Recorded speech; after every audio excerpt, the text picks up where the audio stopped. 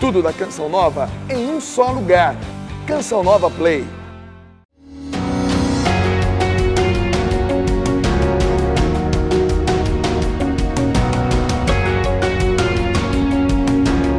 Bem-vindos, esse é o programa Desenvolvendo Talentos e hoje a gente tá com o homem, o chefe Big Boss, meu papaizão aí presente. Tava com saudade de você no programa, viu? Eu também. Que beleza. Eu vim para aprender. Obrigado, eu também tô aprendendo. Vamos aprender um com o outro. E hoje nós vamos falar um pouquinho sobre justiça, sabe? Justiça tão elogiada até nas bem-aventuranças da Bíblia, né? Que quem tem sede, felizes quem tem sede e fome de justiça, porque serão saciados. E justiça é uma das facetas de Deus, né? Não só misericórdia. A gente está gravando aqui no Santuário da Misericórdia, mas Deus não é só misericórdia, Deus também é justiça. Os raios de Jesus lá tem um de justiça e um de misericórdia. Bom, falando em justiça, o programa de hoje ele é baseado num artigo de um amigo meu, é Flávio o nome dele, ele pediu para não divulgar o sobrenome, mas fica aqui a citação do Flávio. E ele fala uma coisa interessante de São Tomás de Aquino. São Tomás de Aquino diz que quando nos falta algo, a gente percebe, porque os nossos sentidos indicam isso. Por exemplo, estou com fome, o corpo, opa, estou com fome, né? Ronca a barriga, fica aquele gosto ruim na boca. Quando estou com sono, também a gente fica meio, né? O corpo pede. Quando estou com sede, a mesma coisa. Ou seja, quando falta algo para nós mesmos, a gente logo percebe. Mas a gente não é tão bom de perceber quando falta algo para o outro. Né? A gente não consegue sentir tanto quando há injustiça com o outro. Quando é com a gente, né? Não é justo. Sim. Você trata melhor o meu irmão que eu. Você dá mais coisa para o irmão que eu. Pai, você não confia em mim. Isso não é justo. Eu fiz o trabalho todo e os meus colegas da minha equipe que não fizeram nada ganharam a mesma nota. Isso não é justo. A gente escuta muito isso várias vezes por dia. Isso não é justo. O meu amigo ganhou premiação na empresa, mas nem fez metade do que eu fiz e eu ganhei a mesma premiação. É uma coisa boa, mas se ela não for justa, ela incomoda. É ou não é? Isso mesmo. E quando tem criança pequena, eu lembro quando você era pequenininha com as tuas irmãs, a gente fazia o café com leite lá na manhã e o refrigerante, quando ia dar na hora do almoço, o suco, tinha que dividir exatamente igual, porque se um dos irmãos tivesse um pouquinho mais no copo do que o outro, ele tem mais do que eu. Então, eu lembro que a Terezinha tinha que dividir os copinhos, o conteúdo do suco, e exatamente igual, senão não dá para brigar. Era preferível não beber do que beber menos do que o irmãozinho. Criança é interessante. Porque a gente quer justiça, tem que ser justo. E a gente sempre pede a justiça para nós, né? Sempre que a justiça seja feita para nós. A gente nunca pensa na justiça para os outros, ou pelo menos pensa bem depois da justiça para o outro. A gente precisa começar a buscar o equilíbrio na justiça. Exatamente por isso é uma justiça, precisa ter equilíbrio. Eu vou te dar um exemplo. Posso dar um exemplo? Então, lógico, deve. Eu vou dar um exemplo legal que foi desse artigo aí que eu achei muito bacana. Diz que no interior, naqueles armazéns, sabe aqueles armazéns que ficava o dono atrás do balcão lá, vendendo as coisas básicas, sabe aqueles armazéns onde fica o gato dormindo em cima do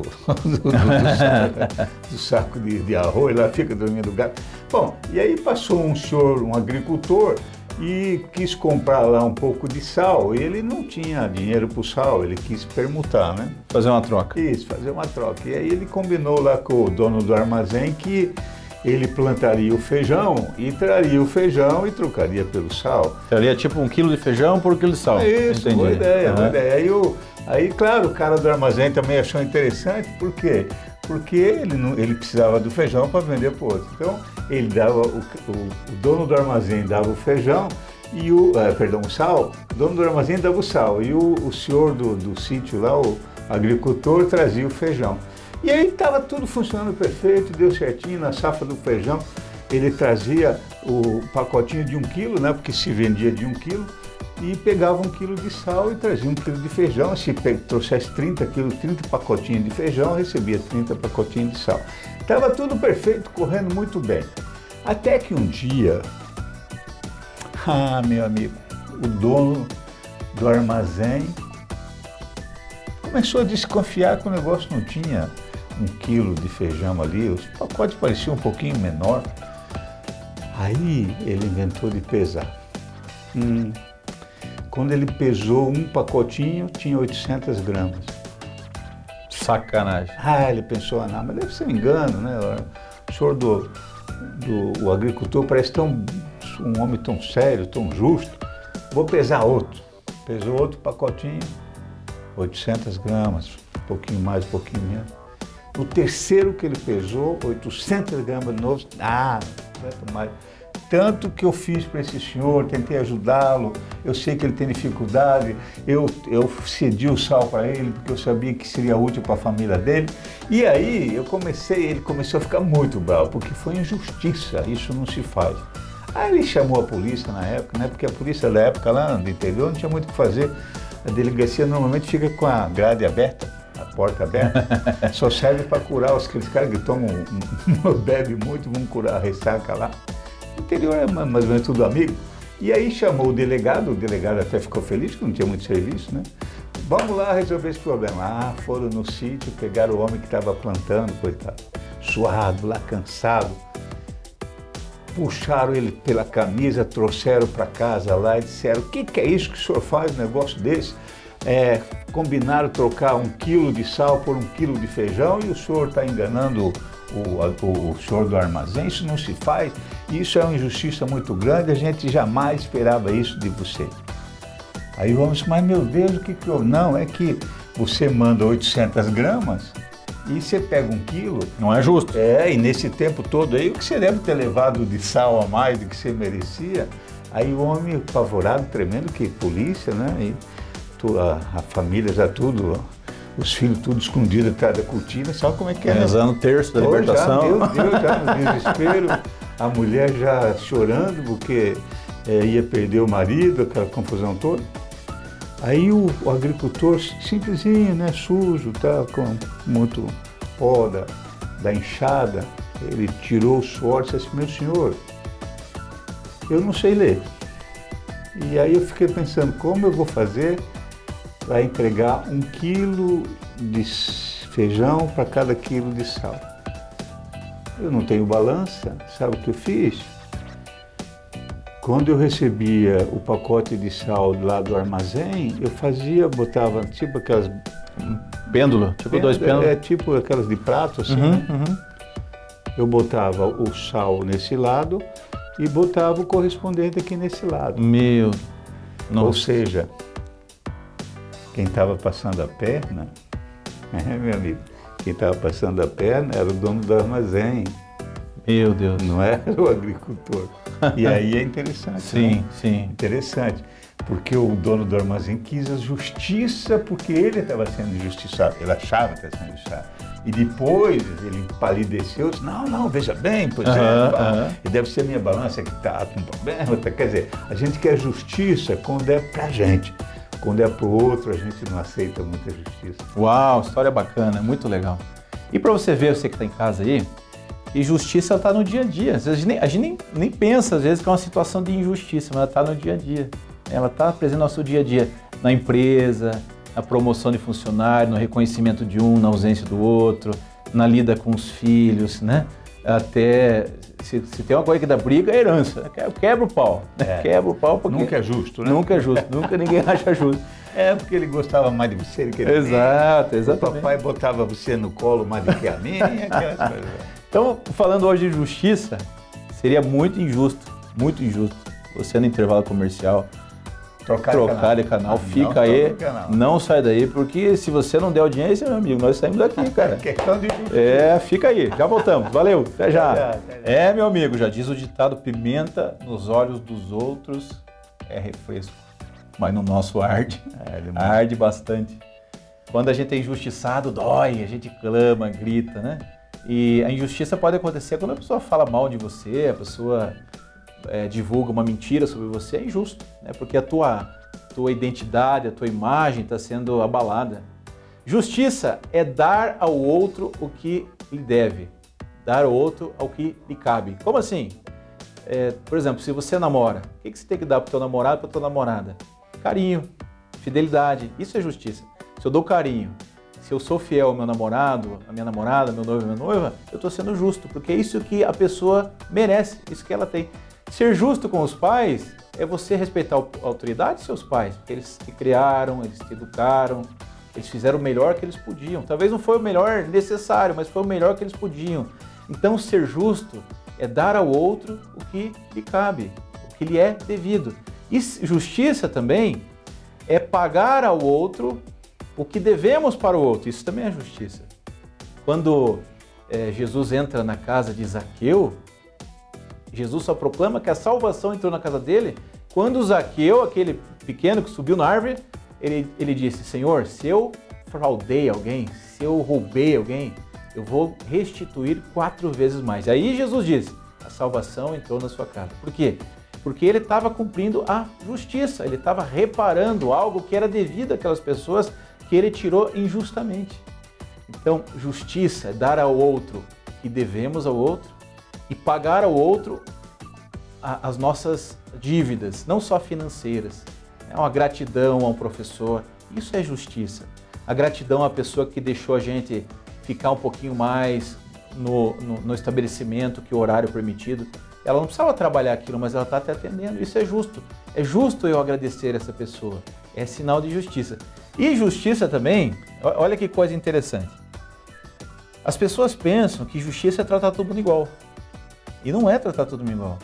Às vezes é tratar igual e às vezes é tratar diferente. Assim, ó, dar a cada um o que lhe é devido. Então, tratar os iguais de maneira igual e tratar os diferentes de maneira diferente. Isso é justiça. Você não faz justiça quando você coloca uma criança correndo contra um idoso. Não é justiça. Você não faz justiça quando você faz alguém de 30 anos competir com de 15 anos. Não é justiça isso. Você não faz justiça quando você trata o teu filho como você trata um adulto. Isso não é justiça. Você não faz justiça quando você vê uma idosa no ônibus querendo sentar e ela tem lugar privilegiado e você não dá o lugar para ela. Isso não é justiça. Isso é uma baita de uma injustiça. Finge que está dormindo, né? Finge que está dormindo e diz: todo mundo é igual. Se eu fico em pé, por que ela não pode ficar em pé? Ela não pode ficar em pé porque ela é idosa. Não é justiça você às vezes cobrar um curso de teologia de um cara que tem pós-graduação em teologia. Um curso básico dele. É diferente. Tratar as situações diferentes de maneira diferente. Um outro exemplo bom por exemplo, acontece às vezes em família, né? Não é justiça às vezes você trabalhar os filhos diferentes de maneira igual. Sim. Exemplo, tem um filho que tem síndrome de Down. Sim. Ele precisa mais de ajuda do que o filho saudável. Ou que está fazendo tratamento no hospital. O doente, então. Leucemia. É justo que nesse momento o pai e a mãe estejam dando atenção mais para aquele doente, porque são situações diferentes. Agora, quando a situação é igual, né? E a gente é tratado diferente, também é injustiça. Olha aí. Que é a situação clássica de todo mundo ganhou aumento de 50%, mas eu ganhei só de 20%. Sim. Aí eu fico injustiçado. Interessante. Porque eu estou fazendo a mesma coisa, eu estou na mesma empresa, todo mundo ganhou e eu não. Então, condições iguais, tratar diferente é injustiça, né? Isso. Condições diferentes, tratar igual é injustiça. Rapaz, show. Isso só se repete para a câmera ali. Essa valeu. Só situações iguais, tratamento diferente é injustiça. Situações diferentes, tratamento igual é injustiça. Olha que interessante, se numa situação que as coisas são diferentes, você querer tratar tudo igual, você está cometendo uma injustiça. E em situações que tudo é igual e você querer tratar diferente, você também está cometendo injustiça. Olha que interessante. Muito bom. Como é que a gente usa isso? Usa no dia a dia, na educação de filhos, na empresa, nos negócios, num grupo de oração, num movimento da igreja. A gente usa em tudo quanto é lugar, em qualquer instituição. Não é justo, por exemplo, você pegar uma pessoa que é tímida e jogar ela na frente de uma multidão para ela falar. Não é justo com a pessoa. Sim. Ela é diferente, sim, ela é tímida. Sim. Agora, é justo você dar espaço para a pessoa que sabe falar para falar. É multidão, ela quer isso. Então, justiça, ela está presente no nosso dia a dia. Quando você não agradece a tua esposa que cozinha para você lá na sua casa, você não agradece e sempre você fala mal da comida dela, queimou, tá sem sal, tá cru. Que porcaria, que lixo. Minha mãe cozinhava melhor. Minha mãe era melhor. Isso é uma baita de uma injustiça, porque Quantas vezes a sua esposa cozinhou bem e você não falou nada, não agradeceu? Quantas vezes ela fez direitinho e você não agradeceu? Então, cuidado com a injustiça. E tem na Bíblia, né? Lembra, você sabe aquela história do Salomão, não? Poxa, o Salomão era filho de Davi. Filho de Davi. Salomão foi o rei mais sábio que esse mundo já viu.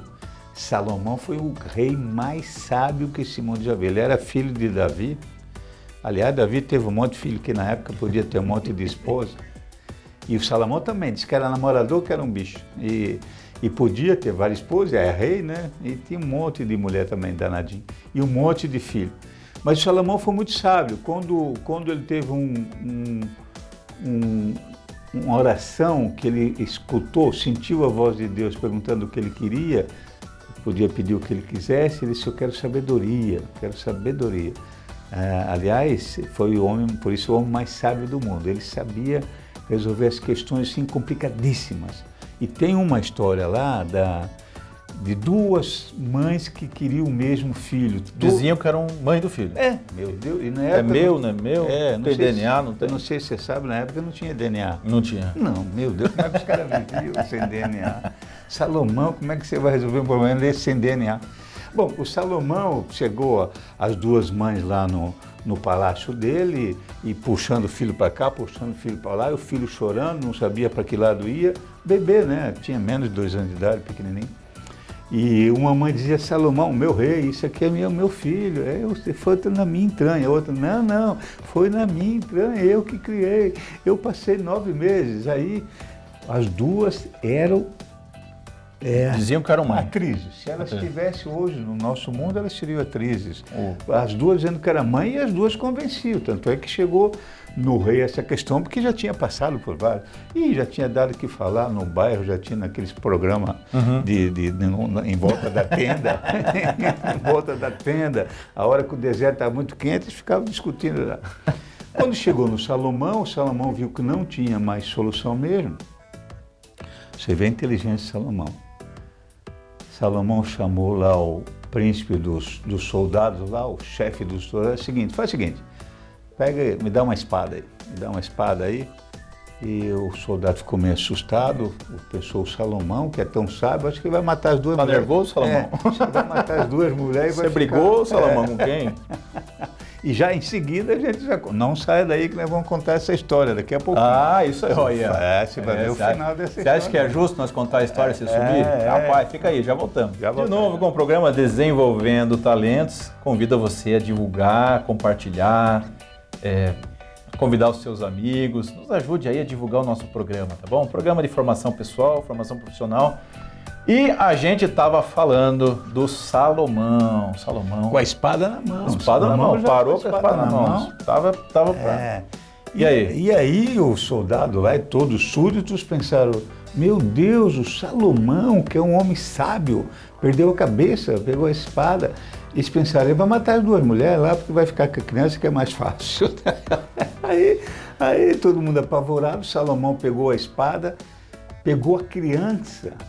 O pessoal pensou que ele ia botar no colo, né? Pensaram, vai pro colo, que nada. Pegou a criança, pendurou ela a cabeça para baixo assim. A criança começou a chorar desesperada. O Salomão, que era um soldado, foi bom em batalha, aprendeu com o pai Davi, né? O cara pegou a espada e ameaçou de cortar a cabeça do menino. E na época eles matavam mesmo. Cortar no meio, né? Cortar no meio, né? Cortar melhor, é mais dramático. Não, é que é no meio. A cabeça é meio. Não, vai ter os teólogos aí, vamos impugnar o programa. Não é justo com a teologia. Desculpa. Tá certo. É no meio, porque eles só dividir. Eu vou dividir, é isso deixar mesmo. Metade para cada um. Na época eles não sabiam que o cérebro vale mais do que o resto do corpo, né? Aí eles vão no meio. Aí ele disse, eu vou cortar esse menino no meio aqui e vou dar metade para cada mãe. Pessoal, que sabedoria! Todas as mães vão ficar com um pedacinho. Aí uma lá disse, tá bom, pode cortar aí. Então, quando o Salomão ia cortar, uma das mulheres se ajoelhou no chão chorando, não, meu rei, eu menti pro senhor, é o seguinte, não mata ele não, o filho é dela mesmo. E a outra estava dando risada. E a que estava no chão chorando muito disse, por favor, não mata o menino. eu acho que ela que é a mãe mesmo, eu aceito ela como mãe. E a que começou a dar risada foi pegar o bebê, o garoto, o filhinho. Salomão empurrou ela e disse assim: a mãe verdadeira é essa que está no chão chorando. Todo mundo, como é que o senhor descobriu isso? Porque a mãe verdadeira jamais deixaria matar uma criança, jamais deixaria matar seu filho. Uma mãe verdadeira, com o amor que mãe tem, nunca iria deixar cortar o menino ao meio. A mãe verdadeira chorou, sentiu as dores de perder um filho. A mãe que não era verdadeira não se importou muito. Olha que sabedoria, olha que sabedoria. Olha como uma situação que parecia insolúvel, um rei, usando a sabedoria divina, consegue resultados extraordinários. Precisamos exercitar para sermos pessoas mais justas, porque a justiça agrada a Deus, sabe? E não há paz sem justiça. Não há paz na tua família sem justiça. Não há paz na sociedade sem justiça. Não há paz na tua empresa sem justiça. Não há paz na tua igreja sem justiça. E podemos ser injustos com o Criador, que nos deu 168 moedas de ouro a cada semana. E que pediu que pelo menos uma moeda dessa a gente devolvesse para ele, no mínimo. Daniel, que moeda? Que maluquice é essa? O que você está falando? Essas moedas chamam-se horas. Você recebeu 24 horas por dia, 168 horas por semana, e somos injustos com Deus. Não vamos às vezes guardar o dia dele, não vamos na missa. Você que é evangélico, não vai no culto. Não deixa uma hora para retribuir essa moeda de ouro que Deus deu. Isso é injusto. Se você acredita em Deus, isso é injusto. Você precisa começar a entender que isso é injusto. Imagine uma pizza com 148 pedaços e uma pessoa só quer um pedacinho desse tamanho e você a nega. Já pensou quanto você negou a gratidão a Deus? Só lembra de Deus quando está sofrendo, só lembra de Deus quando está na pior, só lembra de Deus quando os negócios vão mal, quando está doente. Lembre de Deus nas horas boas, não vá só para pedir, vá para agradecer. E seja justo também com as pessoas. Não faça para o outro aquilo que você não gostaria que fizessem para você. Essa é uma regra da justiça. Se você não gostaria que isso fosse feito com você, não faça com os outros. O injusto sabe que está sendo injusto porque ele faz na escuridão, ele faz por baixo do pano. Mesmo quem pratica a injustiça não gosta de ser injustiçado. Interessante. O ladrão que rouba não gosta de ser roubado. Ele tem noção do que é certo e do que é errado. E Deus vai nos cobrar, porque a nossa consciência, quando a gente faz algo de injustiça, a nossa consciência nos cobra, nos chama para voltarmos a sermos justos.